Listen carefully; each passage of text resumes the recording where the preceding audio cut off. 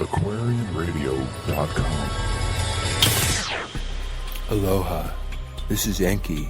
You know me as Aquarius, and this is our age, the Sata Yuga. Time to celebrate with us. We have programs on all chakra tantra, love styles and relationship choices, counseling strategies and techniques that you can use at home. We have extraterrestrial radio where we deal with alienology, paranormal people, and we have an experiencers network. We have a section called Ancient Aliens, and the programs therein are Enki Speaks, Nimma, the Mother of Humanity, has her program, and we revise ancient anthropology. And most important of all, we have peace paradigms, because this is the age of peace. Harmony and understanding, sympathy and trust abounding. No more falsehoods or derisions. Golden living dreams of visions, mystic crystal revelations, and the mind's true liberation.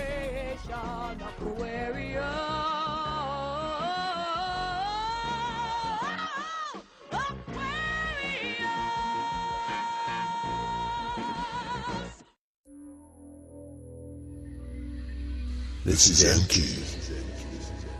It is I who 300,000 years ago created your race, and 200,000 years ago it was a lot of fun. Made it even better with some of the pretty girls. And it is I who saved you from the flood.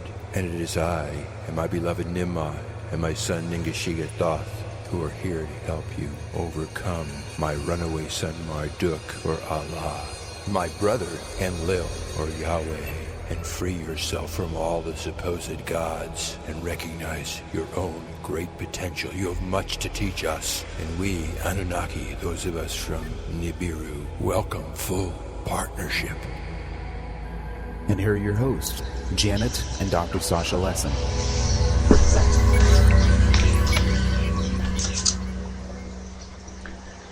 Aloha! Welcome to Aquarian Radio. Today's show is Enki Speaks. This is episode 14 in a series. Today's episode is called Marduk's Descendants Fought Pyramid War 1, which is from Tablet 11, from the Lost Book of Enki by Zechariah Sitchin. Today is January 23rd, 2013, and I am your host, Janet Kara Lesson, and this is my co-host, Dr. Sasha Lesson. Aloha and welcome from Maui. Hi, I'd like to clue you in a little bit to just refresh you on who the main players are in this drama that's been unfolding before us. And this is now the 14th episode of the great saga of the Nibirans, people from the planet Nibiru, came to Earth 400,000 years ago. They built this entire civilization based on having slaves. That's the hybrid race they made us, work for them, and then it got all washed away in the deluge, except for the favored line, the descendants of Noah, who they decided they would rule through. And again, they built up this huge civilization. And they last time we saw they built a new spaceport on the Sinai, with great big pyramids and a lion statue, which initially had the face of the builder, Thoth, or Nigashita, his Sumerian name was. And then we'll see what happens to that, or we saw what happened to it when Marduk, Prince Marduk, who had been cheated, he felt, of his right to rule Nibiru and was isolated here on Earth, is finally going to get control today. And what he does is he chips the face of Thoth off of the lion and puts his son's face there. And his son is Osiris, and today's story is about Osiris. So just to review who the main characters are that we're going to be dealing with in this show today. First, there's the commander of the expedition on Earth, and his name is Enlil. And he is the heir, the successor to King Anu of Nibiru. So Enlil's the commander. The chief scientist, who's the guy who really gets everything going and makes everything work, is Enki, and he's the one, E-N-K-I. He's the one that, with his sister Nimma and his son Ningashita, made the hybrid Homo erectus and Homo sapien that we are to work as slaves. So that's Enki. Now, Enki and Enlil are finally getting their turf separated. So, and Nimrod, their sister, is in the middle. And they're because they're rebuilding everything. They want to stop all kinds of rivalry. They put Nimrod in the middle and at Mount Harsag, and in between is going to be the Egypt is on one side of her, and that's the domain. All of Africa is the domain of Enki, and Enki just is one of the things that happens that really touches Marduk off is that now they have a new spaceport. He thinks he should be the commander of this spaceport because he was head of the astronaut corps before Mars base got wiped out, and he thinks it should be his job. But no, the commander Enlil says it's going to be Utu, my son, that's the commander. Well, Marduk is not going to let this slip by. He and the Igigi commander Shamgaz are going to do something about it, and we're going to find out what they do today. And so just to keep you the names a little bit straight, Marduk has two sons, Seth and Osiris. And they marry the daughters of the astronaut commander Shamgaz. The daughters are Isis and Nephis. And what happens from there, we will let you know. I'm going to give you detail now then a little bit on this. So Prince Marduk fumed that Commander Enlil chose Utu to run the Sinai spaceport on the 30th parallel. The 30th parallel separated the realms of the Enlilite lineage. Everything north of the 30th parallel was the turf of Commander Enlil, and the Enkiite lineage. Everything to the south of the 30th parallel was for the Enkyites. Quote, Marduk to his father Enki, words of aggrievement said, to dominate the whole earth to me did you promise. You promised me. Now command and glory to others, he meant Utu, as granted, without task or dominion I am left. Well, Enki's other sons, as well as Enlil's champion, Ninurta, and Ninurta's half-brothers also demanded lands for themselves and devoted earthlings. So everybody's building up these earthling armies. Enlil gave lands east of the Sinai to two of Ziusudra's sons. Descendants of these sons, Shem and Japheth, served the Enlilites. The commander gave Africa to Enki and his lineage. Ziusudra's son Ham and Ham's descendants, Enki's earthlings, ruled Enlil.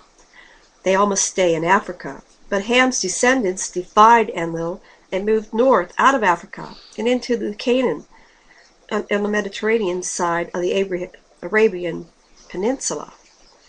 Enki moved to Elephantine, Abu Island near Aswan, Syene. From Abu, he, now called Ta, ruled Egypt. Enki's earthlings built dams, dikes, and tunnels and controlled the Nile's flow to the Mediterranean. Then Enki abdicated and gave Marduk, now Ra, official rule of Egypt and its earthlings. He divvied Africa amongst his sons. Marduk ruled Egypt. Nergal ruled southern Africa. Enki kept Gibel, whom he had taught metalworking, in North Africa's mining region, and he gave Ningal the Great Lakes and headwaters of the Nile. Enki gave the grazing region further north in the Sudan to his youngest son Dumuzi. In 11,000 BC, before the deluge, to go back a little bit, Marduk, Sarpanit, and their sons, Osiris, who was known as Asar, and Seth, who was also known as Ensag or Satu, sheltered with Mars base Igigi commander Shamgaz. We're going back to let you see the relationship. Osiris and Seth, the two sons of Marduk, married Shamgaz's girls, Isis, and Osiris married Isis, and Seth married Nephis. Osiris and Isis lived near Marduk in the northern lowlands of Lower Egypt. Seth and Nebat settled in southern Upper Egypt's mountains near Shamgaz's villa and the Lebanon landing platform. Shamgaz and Nebat told Seth that while Osiris lived, he and the astronauts would lack good fiefs on Earth. Osiris, Shamgas argued, lived near Marduk. So Osiris, said Shamgas, will succeed Marduk and rule on the fertile lower Nile. Only Upper Egypt for you and Iagigi. So Seth, Nephis, and Shamgas decided to kill Osiris. Shamgaz and Seth invited Osiris to an astronaut and royals banquet. This would be honoring Ethiopia's visiting queen, Aso. At this banquet, Shamgaz drugged Osiris's wine, and when Osiris passed out, sealed him in a coffin, which they tossed into the sea. Well, when word of Osiris's murder reached Isis, Sarpanit, and Marduk, first they got Osiris's coffin out of the sea, and now Seth was saying, well, now I'm the only surviving son of Marduk. Now I shall rule all Egypt. Papa Marduk wanted Seth dead for killing Osiris, but Grandpa Enki forbade this. Instead, Enki had Isis extract semen from Osiris's corpse and inseminate herself with it. Isis said, I carry Osiris's son. Our son, not Seth, should rule Lower Egypt. She hid and bore Horon, to fight Seth and avenge Osiris. Shamgaz and the astronauts ignored Isis. Isis raised Horus to kill Seth and avenge Osiris. Now the Igigi astronauts spread their estates and their earthling armies all the way from Lebanon to the very edge of Nimrod's neutral Jerusalem region. Then they advanced toward the interplanetary landing zone on Sinai. So you can see that Marduk's people are getting ready to take over the whole thing. Meanwhile, in Upper Egypt, Marduk's brother, Gibel, took the side of Isis, and he tutored Horus, the son of the deceased Osiris. And Gibel taught Horus to drive airplanes. Gibel made multi-headed missiles for him, and he taught both Horus and the earthlings that worked for Horus how to smelt iron. So this is the introduction to the humans of iron weapons. Horus's army then marched on Sinai.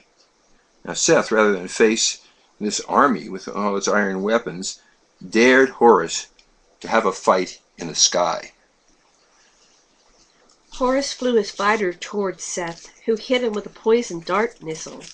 Ningishita gave Horus an antidote and a blinding weapon. Horus hit Seth with the weapon, then with a missile called the harpoon. Blind, Seth crashed, his testicles squashed. Horus bound him and dragged him before the council. The council, though Canaan was reserved for Andalites and their earthlings, let Seth live there.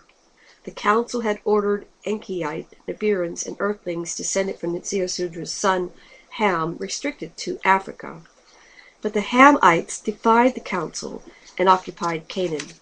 The council let Seth live among these Enkiites. Seth soon ruled Canaan. And about this time he started being known as Ensog. So that's Horus. Well, Seth's rule in Canaan meant that the Enkiites now controlled the Giza spacecraft marker pyramid. It was their pyramid. The control tower, the runways on Sinai were under their control, and so was the new mission control center in Jerusalem. Okay, so now we're going to move on from my sort of summary and read directly from the Lost Book of Enki, mostly in Tablet 11. We'll be back in just a couple minutes.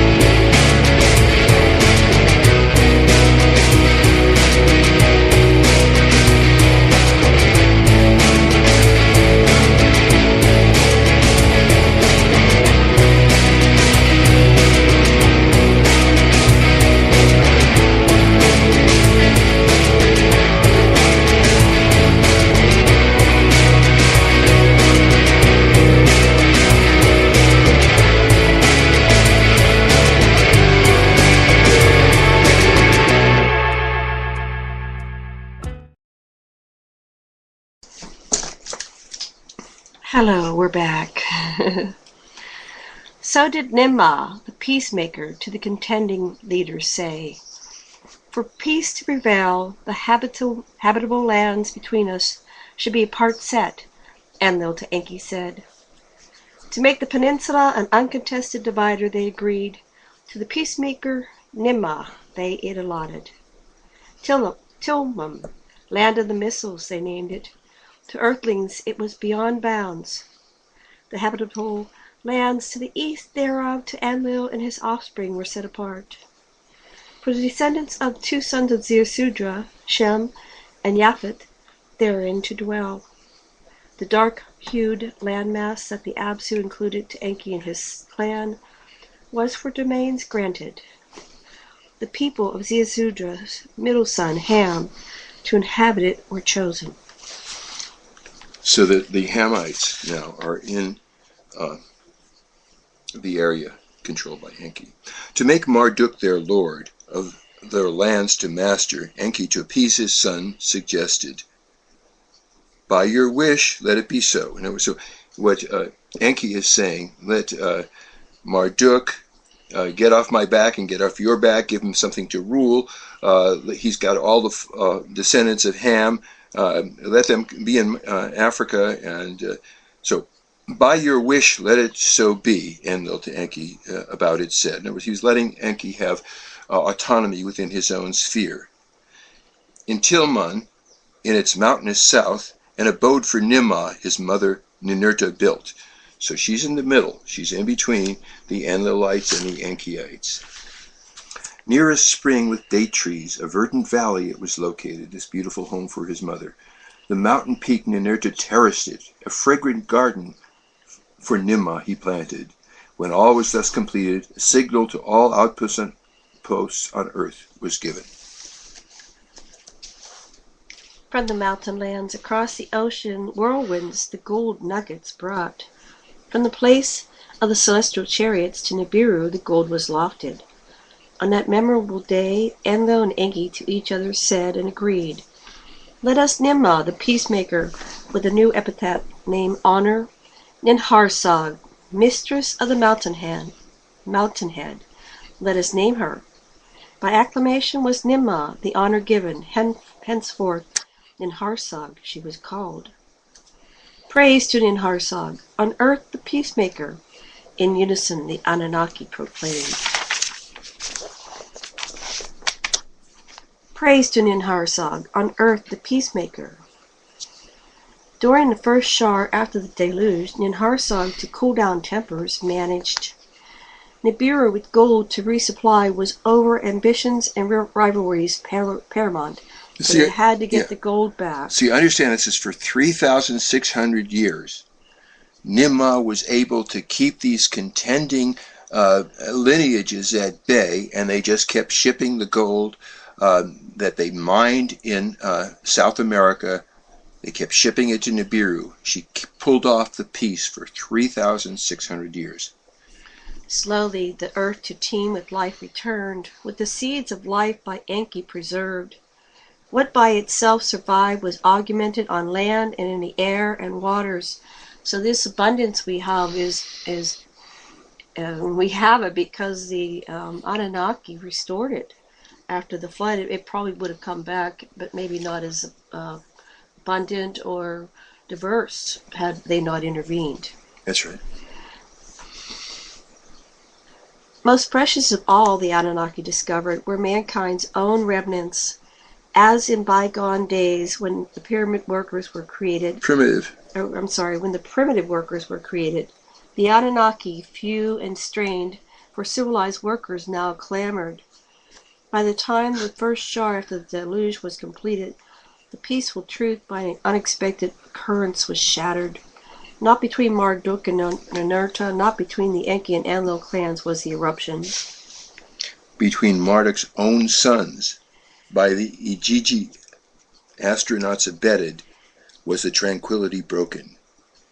When Marduk and Sarpanit and their sons and daughters on Mars outwaited the deluge, the two sons, Asar, who's Osiris, and Satu, who's Seth, to the daughters of Shamgaz, the astronaut Ajiji leader a liking took. In other words, Marduk's kids really were attracted to the daughters of astronaut commander Shamgaz.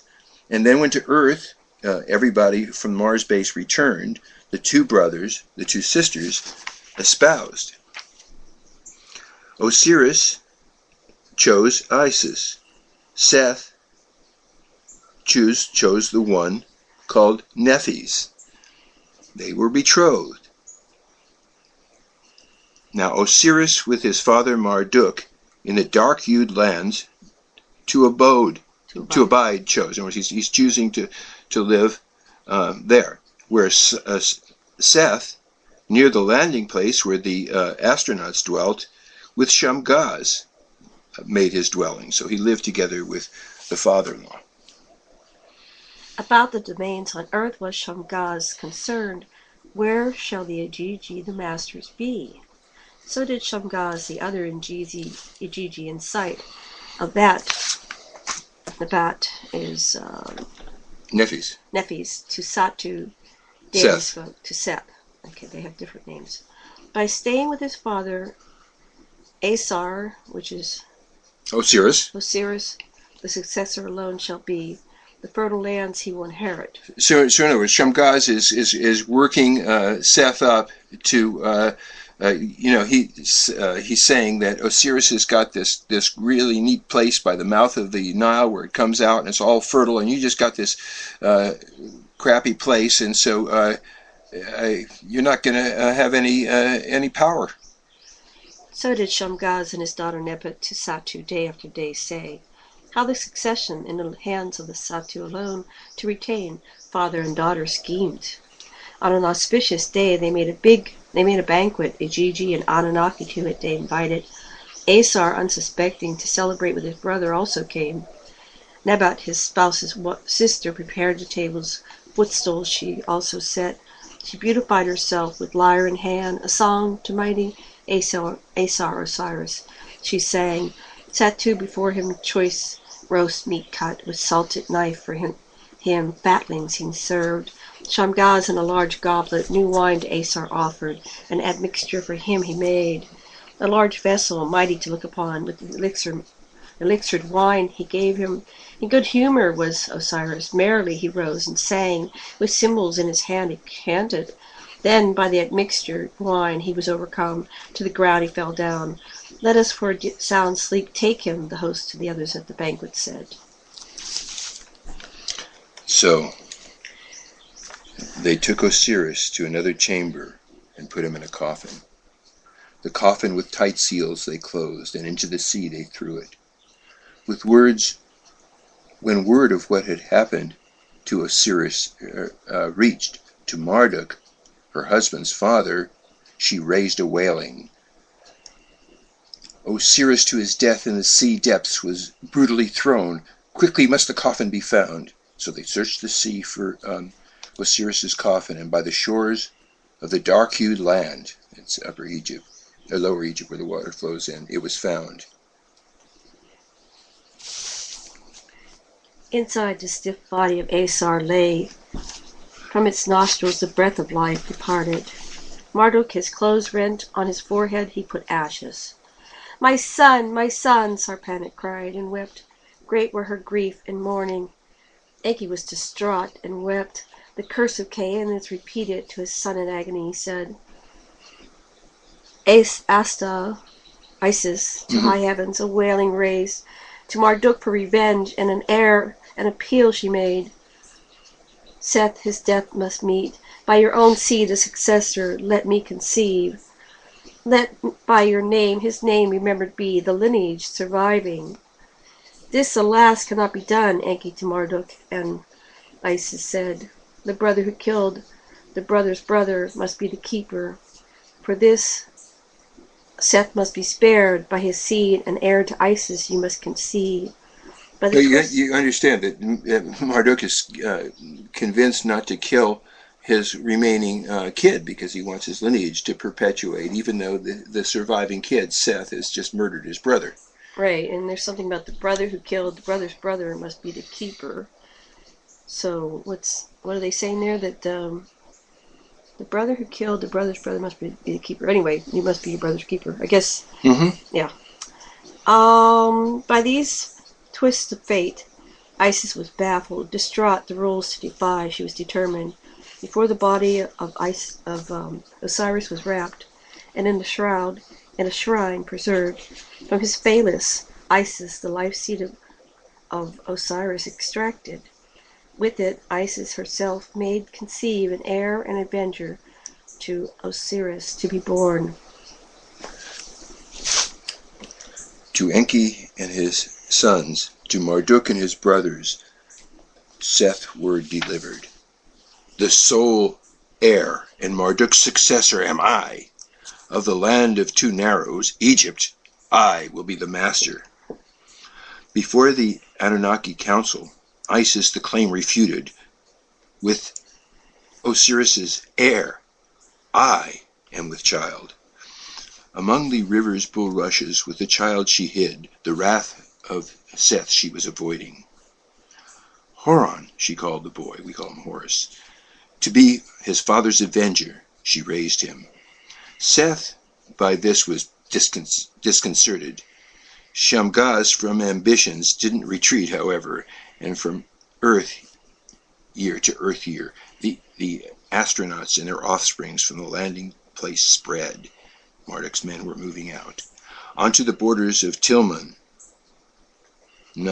Harsog's sacred area. Closer they moved. They're crowding in, and they're sort of ignoring Harsog now to overrun the place of the celestial chariots, the landing field.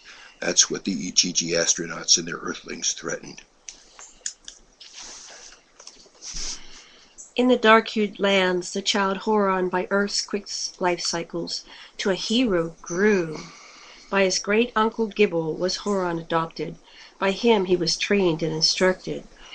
For him Gibel winged sandals for soaring fashioned. To fly like a falcon he was able. For him Gibel a divine harpoon made. Its arrows bolts of missiles were. In the highlands of the south did him Gibel the arts of metals and smithing teach. The secret of a metal called iron Gibel to Horon revealed. From it weapons Horon made. From loyal earthlings an army he raised. To challenge Satu, Seth, and the Igigi northward, across land and river they marched. When Horon and his earthlings army the border of Tilman, the land of the missiles reached.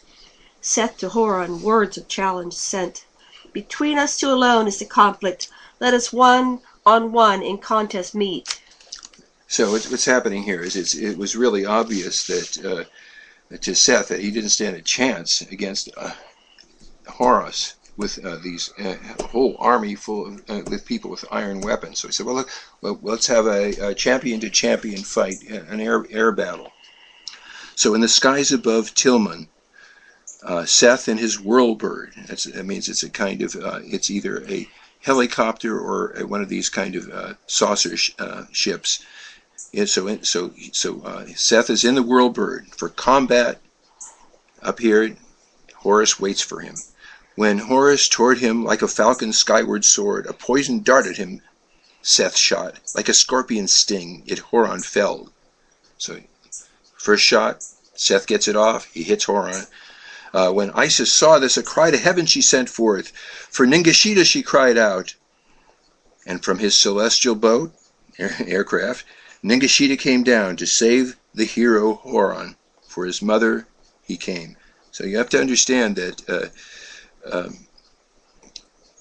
Ningishita is the one that changes the battle and makes it go the other way with magic powers. And magic is just the translation for the... and Dubskari doesn't know what to say about the magic powers, but obviously it's scientific powers.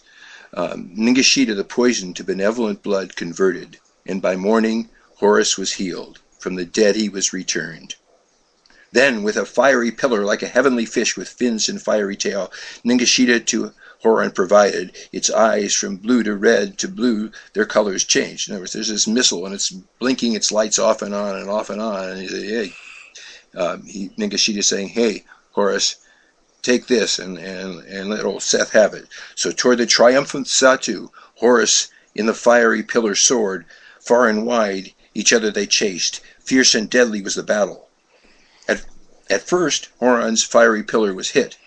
Then, with his harpoon, Horus smote Seth again. To the ground, Seth crashed down came. By Horus in tethers he was bound. When before the council Horus with his captive uncle came, they saw that he was blinded, his testicles squashed, like a discarded jar he stood. Let Seth blind and airless live, so did Isis the council say. To end his days as immortal among the Igigi, the council his fate determined. Triumphant was Horus declared, the throne of his father Osiris to inherit. On a metal tablet was the council's decision inscribed. In the hall of records they placed it. In his abode, Marduk with the decision was pleased. By what had happened he was sorrowed. Though Horus, a son of Isis, his son was, from Shamgas the Igigi he was descended. A domain, what is among the Anunnaki allocated, to him was not given. Having lost both sons in each other, Marduk and Sarpanit solace sought. In time to them another son was born, Nabu, the prophecy bearer, they named him. We will continue the story next time. So, that's another episode. Thank you very much for joining us. 1 second. So you have to see that Horus and his dead father Osiris and Seth as well are not totally Anunnaki. They have the genes of Sarpanit, who is one of the chief ladies descended from the Igigi astronauts who had taken Adapite brides by force, and so that's why ultimately Egypt goes back to a straight battle between Ningishita and Marduk, or who then becomes known as Ra. Yeah, these are the demigods. They're all half Earthling at this point. You know, Marduk's sons are half Earth, and daughters are half Earthlings, and all the Igigi's children are half human. So They're all human. Yeah, they're all human. They're all human at this point. So this goes from the gods to the humans, but the war goes back up to the level of the gods, and in some way we're still fighting these battles today, and that's what the Illuminati are. These descendants of these people.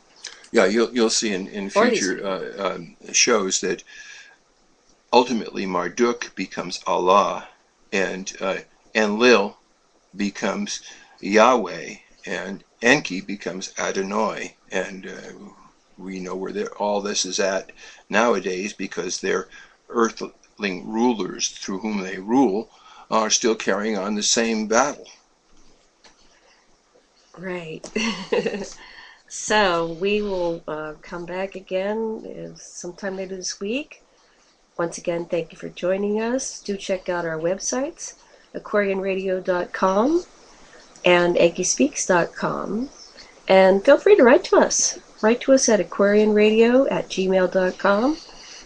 Or you can write to Dr. Lesson, that's Sasha Lesson, PhD, at AOL.com. We'd love to hear your comments. Do go on to our websites, join, and put your comments up there. This is for the world. We're here to present this information to break us free from the Matrix.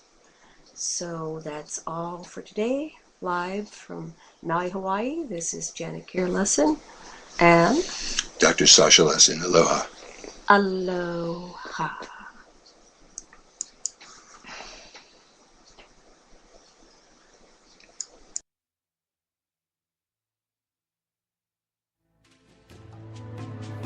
Thanks for joining us today on Aquarian Radio. We broadcast daily and our schedules on aquarianradio.com.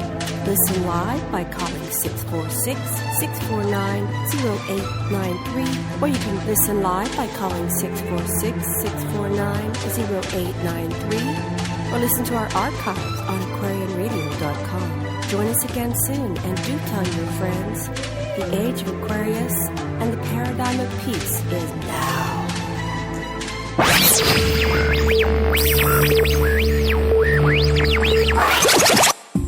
Aloha. This is Enki.